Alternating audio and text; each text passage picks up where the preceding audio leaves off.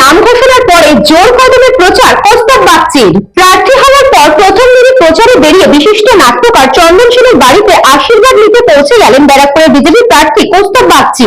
এদিন তিনি ব্যারাকপুর এসএম ব্যানার্জি রোডে চন্দন সেনের আবাসনে গিয়ে তার সাথে দেখা করেন। তারপর সেখান থেকে যান ব্যারাকপুর অন্নপূর্ণা মন্দিরে পুজো দিতে।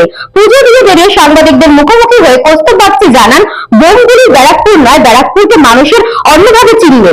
কিছুই না, আমাদের তো যে কোনো শুভ কাজ করার আগে আমরা তো মায়ের কাছে আসি, তো মায়ের কাছে আলাদা করে কিছু চাওয়ার নেই।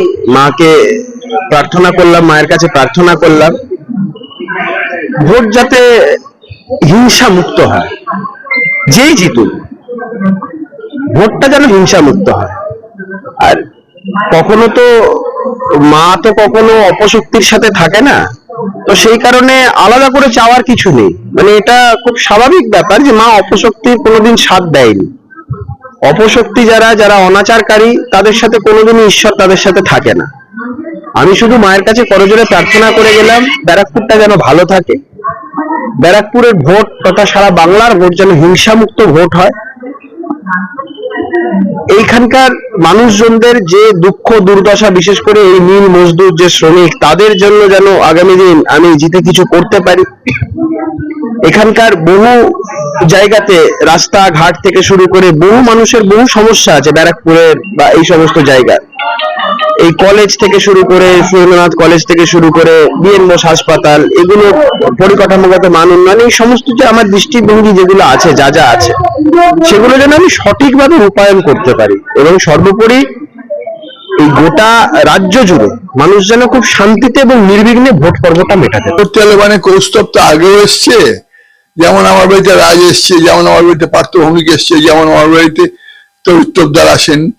তা আমার 82 বছর বয়স, সেখানে দেখা করতে এসছেন, আমার বলার কি আছে? আমার বাড়িতে অবারিত দাস সকলেই জানেন, ও ভোটে দাঁড়িয়েছে, ভোটের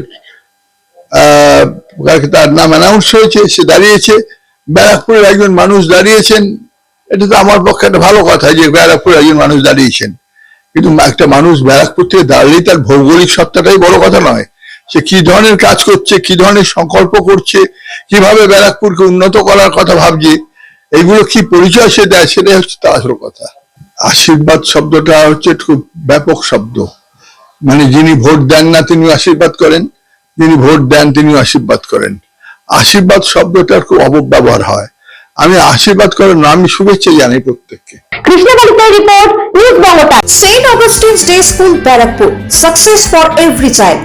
Admission open session 2026 to 2027. Contact number 9007934555. আপনার সাধ্যের মধ্যে সোনার গহনা কিনতে বা গড়াতে চাইছেন? তাহলে আর দেরি না করে অতি শীঘ্রই চলে আসুন ইছাপুর আনন্দমঠ স্টেশন রোডের উপরে অবস্থিত জেএম জুয়েলার্সে। আরো বিশদে জানতে অবশ্যই রাত 8টা 5 মিনিটে আমাদের Facebook page JM jewellers follow করুন।